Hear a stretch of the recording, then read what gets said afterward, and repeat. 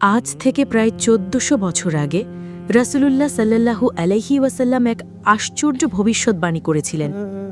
এমন একটি সময় আসবে যখন কিয়ামতের পূর্ব মুহূর্তে মুসলিমরা ইহুদিদের বিরুদ্ধে এক বিশাল যুদ্ধে লিপ্ত হবে।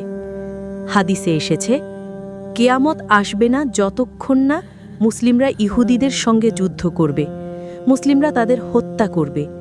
এমনকি একজন ইহুদি যদি কোনো পাথর বা গাছের আড়ালে লুকিয়ে পড়ে, সেই পাথর বা গাছ বলবে, হে মুসলিম, হে আল্লাহর বান্দা, এই যে একজন ইহুদি আমার পিছনে লুকিয়ে আছে, এসো তাকে হত্যা করো।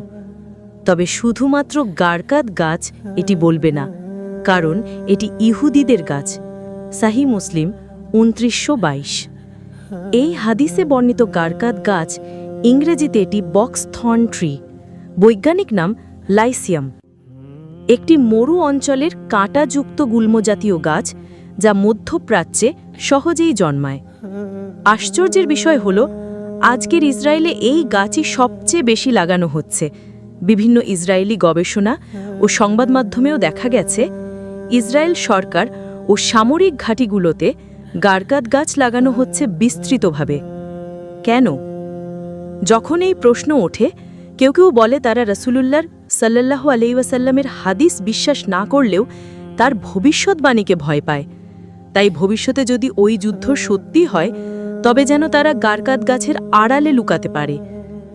ইতিহাসের পরিহাস, যে নবীর কথা ও ধর্ম তারা অস্বীকার করে, ঠিক তার ভবিষ্যৎবাণীকে ঘিরেই আজ তারা নিজেদের প্রস্তুত করছে। এ যেন এক নীরব স্বীকৃতি যে মুহাম্মদ সাল্লাল্লাহু আলাইহি ওয়াসাল্লাম সত্য বলেছিলেন। আমাদের করণীয়? এই হাদিস শুধু ভবিষ্যতে একটি যুদ্ধের কথা বলে না, বরং আমাদের সতর্ক করে দাজ্জালের ফিতনা ও ইহুদি ষড়যন্ত্রের প্রতি।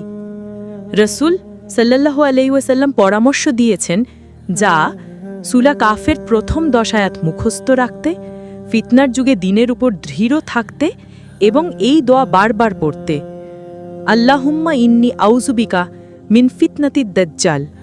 হে আল্লাহ, আমি তোমার কাছে দাজ্জালের ফিতনা থেকে আশ্রয় চাই। গারকাদ গাছ আজ শুধু একটি গাছ নয়, এটি একটি নীরব সাক্ষ্য, একটি চেতনা, একটি প্রমাণ যা হাদিস সত্য এবং কিয়ামত অনেক কাছে। আপনার কাছে কি গারকাদ গাছ সম্পর্কে নতুন কোনো তথ্য আছে? নিচে কমেন্টে জানিয়ে দিন। এই জ্ঞান শেয়ার করুন যেন সবাই সতর্ক হয়।